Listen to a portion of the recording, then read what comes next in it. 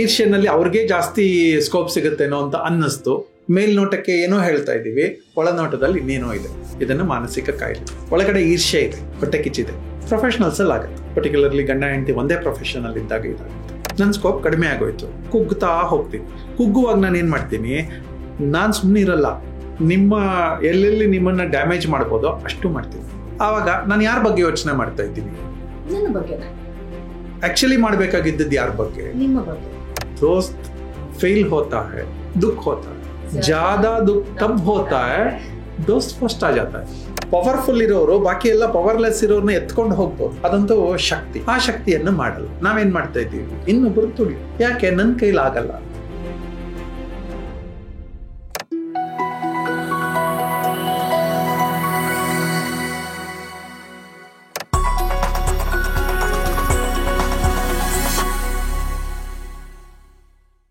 ನಮಸ್ಕಾರ, welcome to 4M management of mad monkey mind. 4M ಇವತ್ತು ನಾವು ಮಾತಾಡುವಂತಹ ವಿಚಾರ, ನಮ್ಮೊಂದಿಗೆ ಆಬ್ವಿಯಸ್ಲಿ ಯೋಗಾತ್ಮ ಶ್ರೀಹರಿ ಅವರು ಇರ್ತಾರೆ. ಆ ವಿಚಾರವಾಗಿ ನಾವು ಕೆಲವು ಸತಿ ಅನ್ಕೊಳ್ತೀವಲ್ಲ, ನನ್ನ ಸುತ್ತ ಪರಿಸ್ಥಿತಿಗಳೆಲ್ಲ ಚೆನ್ನಾಗೇ ಇದೆ, ಆದರೆ ಯಾಕೋ ನೆಮ್ಮದಿನೇ ಇಲ್ಲ ಅಥವಾ ಮನಸ್ಸು ಚೆನ್ನಾಗಿಲ್ಲ ಅಂತ ಅನ್ಕೊಳ್ತಾ ಇರ್ತೀವಿ. ನೀವೇ ಆ person. But if you want to feel like ಇಲ್ಲ, ನನ್ನ ಹತ್ರ ಎಲ್ಲ ಚೆನ್ನಾಗಿದೆ ಅಂತ ಒಂದು ಬದಲಾವಣೆ ನೋಡ್ಬೇಕಂದ್ರೆ ಅದು ನಿಮ್ಮಿಂದ ಮಾತ್ರ ಸಾಧ್ಯ. And there comes 4M. ಆ ಟ್ರೈನ್ಡ್ ಮೈಂಡ್, ಆ ಕಲ್ಚರ್ಡ್ ಮೈಂಡ್ ನಿಮ್ಮದಾಗಬೇಕು. ಪರಿಸ್ಥಿತಿ ಬದಲಾಗುತ್ತೋ ಬಿಡುತ್ತೋ, ಮನಸ್ಥಿತಿ ಬದಲಾಗಿ ನನ್ನ ಆರೋಗ್ಯ, ದೈಹಿಕ ಆರೋಗ್ಯ, ಮಾನಸಿಕ ಆರೋಗ್ಯ ಯಾವಾಗಲೂ ಚೆನ್ನಾಗಿರ್ಬೇಕು ಅಂದರೆ 4M is your cup of tea. So let's talk much about it from Yogatma Shrihari. ನಮಸ್ತೆ. ನಮಸ್ತೆ. ಹೇಗಿದ್ದೀರಾ? ಹೊಸ ತರ ಸ್ಟೈಲಲ್ಲಿ ಬಂದಿದ್ದೀರಾ, ಚೆನ್ನಾಗಿ ಕಾಣ್ತಿದ್ದೀರಾ. ಸೊ ಹೀಗೆ ನನಗೆ ಜಸ್ಟ್ ನೋಡಿದ ತಕ್ಷಣ ಅನ್ಸಿದ್ದು, ಏನೋ ಒಂದು ಹೊಸದು ನೋಡಿದ್ವಿ, ಐಡೆಂಟಿಫೈ ಮಾಡಿದ್ವಿ, ಅದ್ರ ಬಗ್ಗೆ ಒಂದು ಖುಷಿ ಪಟ್ವಿ ಅಂದಾಗ ಮನಸ್ಸು ಉಲ್ಲಾಸವಾಗಿರುತ್ತೆ. ಪರಿಸ್ಥಿತಿ ಏನಾದ್ರೂ ಇರ್ಲಿ ನಮ್ಮ ಸುತ್ತ, ಈ ಮಾನಸಿಕ ಕಾಯಿಲೆ ಅಂತ ಒಂದಷ್ಟಿರುತ್ತೆ. ಜಸ್ಟ್ ಒಂದ್ ಸ್ವಿಚ್ ನೀವು ಹೇಳ್ತೀರಾ ಹಿಂಗ್ ಅನ್ಕೊಂಡ್ರೆ ಸಾಕು ಅಂತ. ಹಾಗೆ ಅನ್ಕೊಳ್ಳೋದು ಹೇಗೆ? ಮಾನಸಿಕ ಕಾಯಿಲೆ ಅಂದ್ರೆ ನಿಮ್ ಪ್ರಕಾರ ಏನು ಅಂತ? Thank you, thanks for the compliments. Welcome. ಇದನ್ನ ಮನಸ್ಫೂರ್ತಿಯಾಗಿ ಹೇಳಿದ್ರ, ಬಾಯಿ ಮಾತಲ್ಲಿ ಹೇಳಿದ್ರ? ನೋಡಿದ ತಕ್ಷಣ I could see that and express ಮಾಡಿದೆ. ಮೊದಲನೇ ಕಾಯಿಲೆ ಇದು. ಕಾಯಿಲೆ ಅಂತಂದ್ರೆ ನಾವು ನೋಡುವುದೇ ಒಂದು, ಹೇಳುವುದೇ ಇನ್ನೊಂದು. ನಾನು ಅನ್ಕೊಂಡಿದ್ದೆ ಒಂದು, ಹೇಳೋದೇ ಇನ್ನೊಂದು, ಮಾಡೋದೇ ಇನ್ನೊಂದು. ಓಕೆ. ಮನಸ್ಸು ಯಾವಾಗ ಹೆಲ್ತಿ? ನಾನು ಅಂದ್ಕೊಂಡಿದ್ದೀನಿ, ನೀವು ಅಂದ್ಕೊಂಡ್ರಿ, ನೋಡಿದ್ರಿ, ಅನ್ಕೊಂಡ್ರಿ, ಕಾಂಪ್ಲಿಮೆಂಟ್ ಮಾಡಿದ್ರಿ, ಅಲ್ಲಿಗೆ ಮುಗ್ದೋಯ್ತು. ಇದು ಮಾನಸಿಕ ಆರೋಗ್ಯ. ನೋಡಿದ್ದೇ ಒಂದು, ಈರ್ಷ್ಯೆ ಶುರು ಆಯ್ತು. ಈರ್ಷ್ಯನಲ್ಲಿ ಅವ್ರಿಗೆ ಜಾಸ್ತಿ ಸ್ಕೋಪ್ ಸಿಗುತ್ತೇನೋ ಅಂತ ಅನ್ನಿಸ್ತು. ಮೇಲ್ನೋಟಕ್ಕೆ ಏನೋ ಹೇಳ್ತಾ ಇದ್ದೀವಿ, ಒಳನೋಟದಲ್ಲಿ ಇನ್ನೇನೋ ಇದೆ. ಇದನ್ನು ಮಾನಸಿಕ ಕಾಯಿಲೆ. ಒಳಗಡೆ ಈರ್ಷ್ಯೆ ಇದೆ, ಹೊಟ್ಟೆ ಕಿಚ್ಚಿದೆ.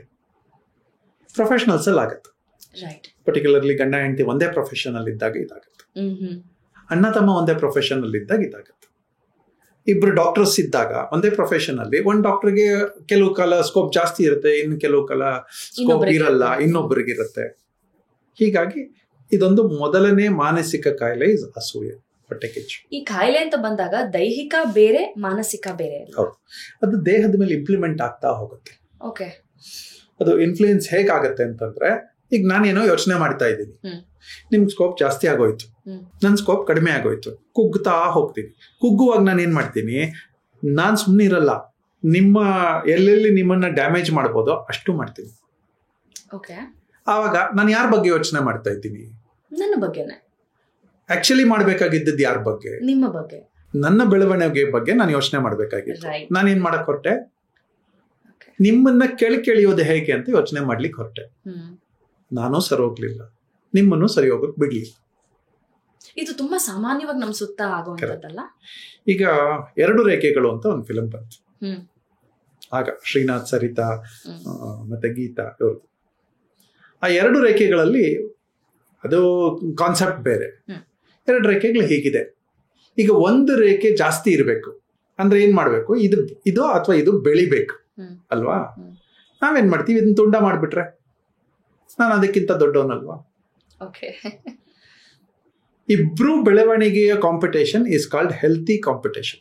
ರೈಟ್. ನಾನು ಕಂಪೀಟ್ ಮಾಡ್ತೀನಿ, ನೀನು ಕಂಪೀಟ್ ಮಾಡು. ಇದನ್ನ ಹೆಲ್ತಿ ಕಾಂಪಿಟೇಷನ್ ಅಂತ ಕರಿತೀವಿ. ಅದ್ರಲ್ಲಿ ಯಾರಾದ್ರೂ ಆಗ್ಲಿ, ರಿಸಲ್ಟ್ ಏನಾದ್ರೂ ಆಗ್ಲಿ, ಎರಡನೇದು ಇದು ನಾನು ಹೇಳಿದ್ದು ಮೊದಲನೇ ಟೈಪ್. ಎರಡನೇ ಟೈಪು, ನಾನು ಇಲ್ಲಿ ಕಟ್ ಮಾಡ್ತೀನಪ್ಪ, ಒಂದು ಕಡ್ಡಿಯನ್ನು ನಾನು ಕಟ್ ಮಾಡ್ತೀನಿ, ಒಂದು ರೇಖೆಯನ್ನು ನಾನು ಕಟ್ ಮಾಡ್ತೀನಿ, ಅವಾಗ ಸದ್ಯಕ್ಕೆ ನಾನೇ ಎತ್ತರ ಅಂತ. ಇದು ಈರ್ಷ್ಯೆಯ, ಹೊಟ್ಟೆ ಕಿಚ್ಚಿನ ಒಂದು ಡ್ಯಾಮೇಜಿಂಗ್ ಮನಸ್ಥಿತಿ. ನಾನ್ ಚೆನ್ನಾಗಿಲ್ಲ, ನಿಮ್ಮನ್ ಚೆನ್ನಾಗಿರೋಕ್ ಬಿಡಲ್ಲ. ವ್ಯಗ್ರ ಮನಸ್ಥಿತಿ ಅಲ್ಲ ಇದು. ಇದು ಅಫ್ಲೇಟ್ ಎಲ್ಲ ಕಡೆ ಇದೆ, ಸೀರಿಯಲ್ಗಳಲ್ಲೂ ನೋಡ್ತೀವಿ, ಹಿಂದಿನ ಕಾಲದಲ್ಲೂ ಇತ್ತು, ಈಗಲೂ ಇದೆ. ದುರ್ಯೋಧನ ಭೀಮನ ಮನಸ್ಥಿತಿ. ಭೀಮ ಕೆಲಸ ಮಾಡ್ತಾ ಇರ್ತಾನೆ, ಅವನ್ ಹುಟ್ಟು ಅವನು ಪವರ್ಫುಲ್, ಅವನಿಗೊಂದಷ್ಟು ವರಗಳು ಇರುತ್ತೆ. ದುರ್ಯೋಧನಗೂ ಪವರ್ಫುಲ್, ಅವನಿಗೂ ವರಗಳಿರುತ್ತೆ. ಆದ್ರೆ ಪ್ರತಿ ಸಲ ಯುದ್ಧ ಮಾಡಕ್ ಹೋದಾಗ ಅಥವಾ ಅವರಿಬ್ಬರೇ ಚಿಕ್ಕ ವಯಸ್ಸಿನಲ್ಲಿ ಗಲಾಟೆಗಳಾದಾಗ ಭೀಮ ಯಾವಾಗ್ಲೂ ಗೆಲ್ಲೋನು. ದುರ್ಯೋಧನ ತಡ್ಕೊಳಕ್ ಆಗ್ಲಿಲ್ಲ, ಅವನ್ ತಡ್ಕೊಳಕ್ ಆಗ್ಲಿಲ್ಲ. ಇಡೀ ಮಹಾಭಾರತನೇ ಒಂದು ವ್ಯಕ್ತಿಯ ನೆಗೆಟಿವಿಟಿಯಿಂದ ಶುರು ಆಯ್ತು. ಮಹಾಭಾರತದಲ್ಲಿ ಸೋತಿದ್ಯಾಕೆ ಅವನ ಈರ್ಷೆ. ತಾನ್ ಬೆಳಿಬೇಕಾದ್ರೆ ಒಂದಷ್ಟು ಒಳ್ಳೆ ಕ್ವಾಲಿಟೀಸ್ ಇಂದ ಬೆಳಿಬೋದಾಗಿತ್ತಲ್ಲ. ಅವನೇನ್ ಮಾಡ್ದ, ಇನ್ನೊಬ್ಬರನ್ನ ತುಳಿಯೋದಕ್ಕೆ ಹೋದ. ಆ ತುಳಿಯಕ್ ಹೋದಾಗ ಸುಮ್ನೆ ಇರ್ತಾರ, ತುಳಿಸ್ಕೊಂಡವ್ರು ಎದ್ದೇಳ್ತಾರೆ, ಅಗಾಧವಾಗಿ ಎದ್ದೇಳ್ತಾರೆ ಆ ಪವರ್ ಇದ್ರೆ. ಸೊ ಹಾಗಾಗಿ ಒಂದು ಇನ್ಸ್ಟೆನ್ಸ್ ಈಸ್, ಒಂದು ಕಾಯಿಲೆ ಈಸ್ ಹೊಟ್ಟೆ ಕಿಚ್ಚು.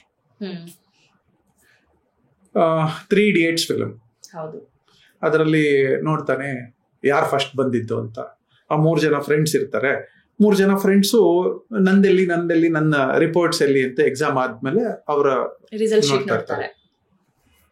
ಇವನ್ದೆಲ್ಲಿ, ಅಮೀರ್ ಖಾನ್ ಎಲ್ಲಿ ಅಂತ. ಕೆಳಗಡೆಯಿಂದ ನೋಡ್ಕೊಂಬಂದ್ರೆ ಮೇಲ್ ಇರುತ್ತೆ. ದೋಸ್ತ್ ಫೇಲ್ ಹೋತಾ ಹೈ, ದುಃಖ ಹೋತಾ ಹೈ, ಜ್ಯಾದಾ ದುಃಖ ತಬ್ ಹೋತಾ ಹೈ ದೋಸ್ತ್ ಫಸ್ಟ್ ಆ ಜಾತಾ ಹೈ. ನನ್ನ ಫ್ರೆಂಡು ನನ್ನ ನಂಟ್ರು ಎಲ್ಲರೂ ಅವ್ರು ಆರಾಮಾಗಿದ್ರೆ, ಸೋತಿದ್ರೆ ನಂಗೆ ದುಃಖ ಆಗತ್ತೆ. ಆದ್ರೆ ತುಂಬಾ ದುಃಖ ಯಾವಾಗ ಆಗತ್ತೆ, ಇದು ನೆಂಟ್ರಿಗೂ ಸೇರಿ ಮನೆ ಒಳಗಡೆನೂ ಸೇರಿ ಯಾವಾಗ ದುಃಖ ಆಗತ್ತೆ, ನನಗಿಂತ ಎತ್ತರದಲ್ಲಿ ಇನ್ನೊಬ್ರು ಬಂದ್ಬಿಟ್ಟಾಗ. ಇದೊಂದು ಅತಿ ಮಾನಸಿಕ ಕಾಯಿಲೆ. ಇದು ಹಾಳು ಮಾಡೋದು ನಮ್ಮನ್ನೇ.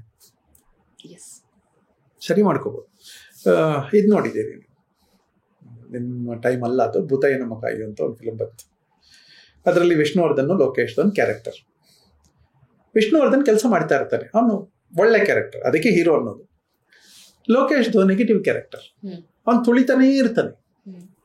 ನಮ್ಮಲ್ಲೂ ಈ ಕಲ್ಚರ್ಸ್ ಬಂದ್ಬಿಟ್ಟಿದೆ. ಸುಪೀರಿಯಾರಿಟಿನಲ್ಲಿ ತುಳಿಯೋದು, ಹಣ ಇದ್ದವರು ಬಡವರನ್ನ ತುಳಿಯೋದು, ಅದು ಅವ್ರ ಹಕ್ಕಲ್ಲ. ಆಕ್ಚುಲಿ ಅವ್ರು ಸರಿ ಮಾಡ್ಕೋಬಹುದು. ಹಣ ಇದ್ದವರು ಎಲ್ಲರನ್ನೂ ಜೊತೆಗೆ ಎತ್ಕೊಂಡು ಹೋಗ್ಬೋದು. ಪವರ್ಫುಲ್ ಇರೋರು ಬಾಕಿ ಎಲ್ಲ ಪವರ್ಲೆಸ್ ಇರೋರ್ನ ಎತ್ಕೊಂಡು ಹೋಗ್ಬೋದು. ಅದಂತೂ ಶಕ್ತಿ.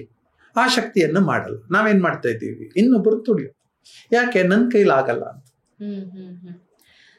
ಮೂವಿ ಇನ್ಸ್ಟೆನ್ಸ್ ಅಲ್ಲಿ ಎಷ್ಟು ನೀವು ಗ್ರಹಿಸ್ಕೊಳ್ತೀರಿ ಅನ್ನೋದಕ್ಕಿದೆ ಸಾಕ್ಷಿ. ಅಫ್ಕೋರ್ಸ್ ಇವಾಗ ಎಲ್ಲಿ ತುಳಿತಾ ಹೋಗ್ತೀವಿ ಅಥವಾ ಎಲ್ಲಿ ನಮ್ಮ ಮಾನಸಿಕ ಕಾಯಿಲೆ ಅನ್ನೋದು ಶುರು ಆಗುತ್ತೆ ಅನ್ನೋದು ಒಂದಷ್ಟು ಇನ್ಸ್ಟೆನ್ಸಸ್ ಹೇಳಿದ್ವಿ. ಸರಿ ಮಾಡ್ಕೊಳ್ಳೋದು ಅಂತ ಬಂದಾಗ ಹೇಗೆ, ಇನ್ನ ಹೇಳ್ತೀನಿ. ಇನ್ನು ನಂಗೆ ಇದೆಲ್ಲ ಕಲಿಕೆನೆ. ಓಕೆ, ನಾನು ತುಂಬಾ ಚಿಕ್ಕನಿಂದ ನಾನು ಸರಿ ಇರೋದು ಹೇಗೆ ಅಂತ ಪ್ರಾಕ್ಟೀಸ್ ಮಾಡಿದವ.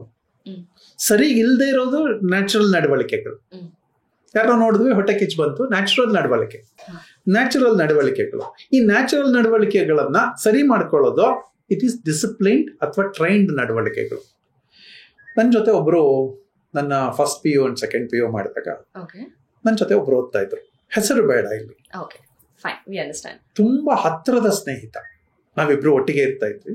ಫಸ್ಟ್ PU ನಲ್ಲಿ ಇನ್ನೇನು ಎಕ್ಸಾಮ್ ಆಗ್ಬೇಕು, ಎಕ್ಸಾಮ್ ಆಗುವವರೆಗೆ ಅವನೇ ಲೀಡಿಂಗ್, ಎಲ್ಲದರಲ್ಲೂ ಅವನೇ ಲೀಡಿಂಗ್. ಅವ್ನು ನನಗೆ ಹೇಳ್ಕೊಡೋನು, ಅವ್ನು ನನ್ನ ಪ್ರಶ್ನೆ ಮಾಡೋನು. ಪ್ರಶ್ನೆ ಹೆಂಗ್ ಮಾಡ್ತಾ ಇದ್ದ ಅಂತಂದ್ರೆ, ನೀನು ಇದು ಓದಿಲ್ಲ, ನೀನ್ ನಾಳೆ ಪಾಸ್ ಆಗದೆ ಇದ್ರೆ ನಿನಗೆ ಬರೋದು ಹೇಗೆ, ಕೆಲಸ ಸಿಗೋದು ಹೇಗೆ. ನಂಗೆ ಬುದ್ಧಿ ಹೇಳೋನು, ನಂಗಿಂತ ಎತ್ತರದವನು, ಅಂದ್ರೆ ನಂಗಿಂತ ಸ್ವಲ್ಪ ಏಜ್ ಅಲ್ಲಿ ದೊಡ್ಡವನು ಅವನು. ನಾನು ಈವ್ನಿಂಗ್ ಕಾಲೇಜ್ ಓದಿದ್ದು. ಅವನು ಬೆಳಿಗ್ಗೆ ಕೆಲಸನೂ ಮಾಡೋನು, ಕೆಲಸದ ಜೊತೆಗೆ ರಾತ್ರಿ ಓದೋನು, ಚೆನ್ನಾಗಿ ಓದೋನು. ನಂಗೆ ಅಭಿಮಾನ ಇತ್ತು ಅವನ ಬಗ್ಗೆ. ಅವ್ನು ಹೇಳಿದ್ದೆಲ್ಲವೂ ಕೇಳ್ಕೊಂಡು ಬಂದೆ. ಆದ್ರೆ ನನ್ನ ಟ್ರೈನಿಂಗ್ ಹೇಗಾಗಿತ್ತು ಅಂತಂದ್ರೆ, ನನ್ನ grasping speed is very high. ತುಂಬಾ ಚಿಕ್ಕನಿಂದನೂ ಇದು ಗ್ರಾಸ್ಪಿಂಗ್ ಸ್ಪೀಡ್ ಇತ್ತು. ಅವನು 1 ತಿಂಗಳು ಮುಂಚೆ ಎಕ್ಸಾಮ್ ಇದೆ ಫಸ್ಟ್ PUCಗೆ, ಎಕ್ಸಾಮ್ ಮುಂಚೆ 1 ತಿಂಗಳು ಮುಂಚೆ ಕೇಳ್ದ, ನೀನೇನು ಪ್ರಿಪೇರ್ ಆಗಿಲ್ವಲ್ಲ ಅಂತ. ಅವನಿಗೆ ಕನ್ಸರ್ನ್ ಇತ್ತು ನನ್ನ ಬಗ್ಗೆ, ತುಂಬಾ ಕನ್ಸರ್ನ್. ಅಟ್ಲೀಸ್ಟ್ ಪಾಸ್ ಆಗ್ಬೇಕು ಇವನು ಅಂತ. SLC 3rd ಕ್ಲಾಸ್ ನಾನು. ಹೌದಾ? ಹಾಗಾಗಿ ನಾನು successful. That you say it with pride ಅಲ್ಲ? ಏನಾಯ್ತು, ನಾನು ಒಂದ್ ಸ್ವಲ್ಪ ಸೀರಿಯಸ್ನೆಸ್ ಬಂದ್ಬಿಡ್ತು ನಂಗೆ. Okay. ಆ 1 ತಿಂಗಳು ಹೆಂಗಾದ್ರೂ ಓದ್ಬೇಕು ಅಂತ ಹೇಳಿ 1 ತಿಂಗಳು ಪೂರ್ತ ಓದ್ದೆ. ಅವನಿಗಿಂತ ಜಾಸ್ತಿ ಮಾರ್ಕ್ಸ್ ತೆಗೆದ್ಬಿಟ್ರು. ವಾವ್, 1 ತಿಂಗಳಲ್ಲಿ? 1 ತಿಂಗಳು. ನೈಸ್. ನಂಗೆ ಗೊತ್ತಿತ್ತು ಸಬ್ಜೆಕ್ಟ್ ಹೆಂಗೆ ಗ್ರಾಸ್ ಮಾಡ್ಕೋಬೇಕು ಅಂತ ಗೊತ್ತಿತ್ತು. ಎಲ್ಲ ಮಕ್ಕಿ ಏನ್ ಮೆಮೊರಿ ಎಷ್ಟು ಇಟ್ಕೋಬೇಕು ಅಂತ ಗೊತ್ತಿತ್ತು. ಅವಾಗ ಯೋಗಾನು ಮಾಡ್ತಾ ಇದ್ದೆ, ಅದೆಲ್ಲ ನಂಗೆ ಹೆಲ್ಪ್ ಆಗಿರುತ್ತೆ. ಸೆಕೆಂಡ್ PUC ನಲ್ಲಿ ನಂಗೆ ಗ್ರಿಪ್ ಬಂದ್ಬಿಡ್ತು. ನಾನು ಜಾಸ್ತಿ ಓದ್ಲಿಕ್ಕೆ ಶುರು ಮಾಡಿದೆ. ಜಾಸ್ತಿ ಅಂತಂದ್ರೆ ತುಂಬಾ, ಬೆಳಿಗ್ಗೆ 6 ಗಂಟೆಯಿಂದ ಹಿಡಿದು ರಾತ್ರಿ 8, 9, 10 ಗಂಟೆ ನಂಗೆ ಹುಚ್ಚು ಬಂದ್ಬಿಡ್ತು, ಓದುವ ಹುಚ್ಚು. ಸೊ ಫಸ್ಟ್ ಟೆಸ್ಟ್ಗಳಿಂದ ಹಿಡಿದು ನಾನು ಸೆಕೆಂಡ್ PUC ನಲ್ಲಿ ಜಾಸ್ತಿ ತಗೊಳ್ಳಿಕ್ಕೆ ಶುರು ಮಾಡಿದೆ. ಫೈನಲ್ ಸೆಕೆಂಡ್ PUC ನಾನು ನನ್ನ ಕಾಲೇಜಿಗೆ ಟಾಪರ್. ನಾನು 1 ವರ್ಷದಲ್ಲಿ ನಂಗೊಂದು ಚೇಂಜ್ ಸಿಕ್ತು. ಅದು ನಾನು ಬೆಳ್ಕೊಂಡು ಬಂದದ್ದು. ನನ್ನ ಫ್ರೆಂಡಿಗೆ ಸಹಿಸ್ಕೊಳಕ್ಕಾಗ್ಲಿಲ್ಲ. ಸಹಿಸ್ಕೊಳಕ್ಕಾಗದೆ, ಅವ್ನ ಕೆಲಸ ಮಾಡಕ್ಕಾಗದೆ, ಓದಕ್ಕಾಗದೆ, ನಮ್ಮ ಜೊತೆ ಮಿಕ್ಸ್ ಆಗಕ್ಕಾಗದೆ, ಅದೊಂಥರ ಮಾನಸಿಕವಾಗಿ ಕಾಯಿಲೆ ಬಂದು ಅವ್ನ ಮುಖ ಎಲ್ಲ ಚೇಂಜ್ ಆಗೋಯ್ತು. ಮುಖ ಚೇಂಜ್ ಆಗ, ಫಿಸಿಕಲ್ ಅಪಿಯರೆನ್ಸಸ್ ಚೇಂಜ್ ಆಗೋಯ್ತು. ಸ್ಮಾರ್ಟ್ ಆಗಿದ್ದವನು ಹೇಗೆಗೋ ಹೋದ, ಮುಖ ದಪ್ಪ ಆಗೋಯ್ತು. ಅವನು ಯಾರು ಮಾತಾಡ್ತಾ ಇರ್ಲಿಲ್ಲ.